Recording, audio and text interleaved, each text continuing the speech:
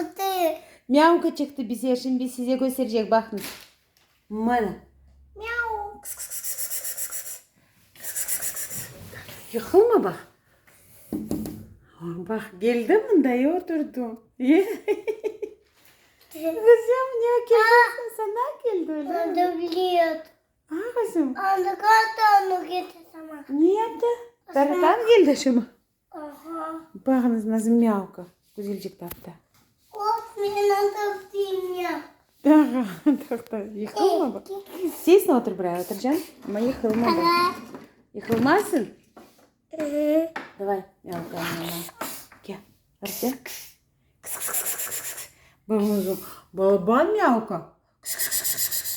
Burada. Niye taşıyorsun onda? Otur.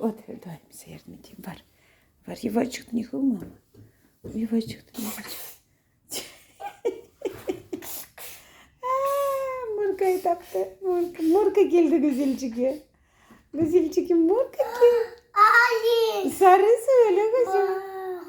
Korkak. Bak onu. Nasıl balaban öyle kızım? Al onu çiğ. Ben alayım. Of ben bunu alayım. Ye. Не yaptın da o какая-то? Yok. Kadını. Яша.